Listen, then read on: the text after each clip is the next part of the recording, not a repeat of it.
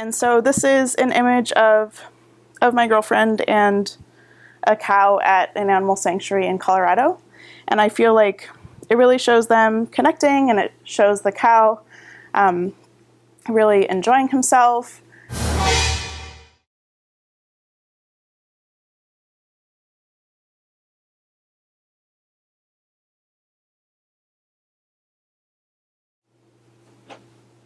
Hi, I'm Hannah. I live in Denver with my two partners, and I use they, them pronouns. As I had these thoughts, I stared at the kielbasa I was microwaving for lunch. Why didn't I have the compassion and love for the animals that the sausage was made from?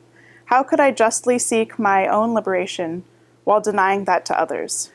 We should really be thinking about, violence against the chickens and the pigs and the cows and elephants and fish and wild animals and animals in every kind of segment of animal exploitation and industry, instead of just the ones that are most relatable to us. And so this is an image of my girlfriend and a cow at an animal sanctuary in Colorado. And I feel like it really shows them connecting, and it shows the cow really enjoying himself and just being so glad to be in that beautiful place. My goal is total animal, queer, and trans liberation, because everybody is valuable, everybody deserves to live a life of joy and freedom, free from fear and violence. Liberation begins at home, especially for those of us who have companion animals. The idea of respecting animals and their autonomy and wisdom in terms of what they like to do and want to do. And here I have a picture of a cat sitting on a counter, and the cats aren't out today, but last time I came, they're chilling on the sink and, walking on tables. And, generally, and me, who considers myself, an animal rights activist, and I believe everyone has the right to do what they want, I kind of was shocked to see the cats on the counter. But then I realized, well, why? Hi, my name's Dominique, and I'm going to talk about some of the ways in which the struggles for LGBTQ and animal liberation intersect with each other. I'm not sure if the adults are both the same gender or sex, or if they are opposite sex, but like humans, they are one species that have sex for pleasure, and they form a variety of arrangements with each other, both opposite sex and same-sex relations, and also have multiple partners. Here's another example of some animals being affectionate with each other. These are male ducks. And another naturalistic myth that is used to justify human supremacy is that animals were naturally intended for us to eat. The LGBTQ rights and animal rights movements must work together to achieve human and non-human equality and liberation. Hello, everybody. I'm Pax. I'm going to be giving a presentation on respecting gender identity. And the other important thing about gender expression is it's not necessarily fixed. It could vary from day to day, even hour to hour. Some people even have a different gender identity when they wake up in the morning. They say, I feel like I'm a woman today, or I'm a man today. And that's just their identity and their expression, and it's all authentic. I would say that we should not call our fellow animals, non-human animals, by it either.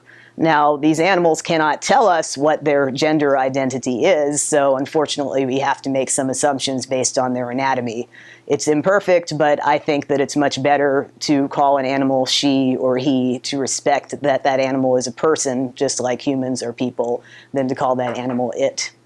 Realize that most of the time when you use third-person pronouns such as she or he or they, this person is not going to be around to hear it, but you should still practice it so you remember, and the same goes for non-human animals. They may not be able to understand our language, so you might think, well, why does it matter if I refer to an animal as it, because they're not going to understand that language, but it's just it's a reminder that this animal is a person and that we should respect them as an individual. Here are some animals. You might recognize Snow, our famous chicken. Snow's guardian, Kelly, had a disruption where she referred to Snow as her little girl, and that got a lot of attention because I think people thought that Kelly was talking about a human being, because we don't normally use a gendered term like little girl for a chicken. So that shows that Snow is a person, someone, not something. And this is Snow's friend Duwala there, so just a couple girls hanging out. Now we have a couple guys hanging out. You might recognize one of them who's in the room, Brian. So since Love can't tell us otherwise what his gender identity is, I'm going to call him he, just as I would call Brian a he, because they're both people. Shiva is a bull, not a cow, a male, so Shiva would also go by he, not having any information to the contrary. So what if you have an animal that you don't know the gender of, such as the snail, which is one of my favorite animals? So for an animal that I don't know the sex of, I would refer to them as they, because that's how I would refer to a human whose gender I didn't know, but other people would prefer she or he. I don't think there's a right answer here. In Sweden, for example, they're using hen in many nursery schools to try to give young children a gender-neutral education right from the start. So that's pretty exciting to me. Okay, I think we're going to, are we saving Q&A till the very end? So, okay, thanks everybody.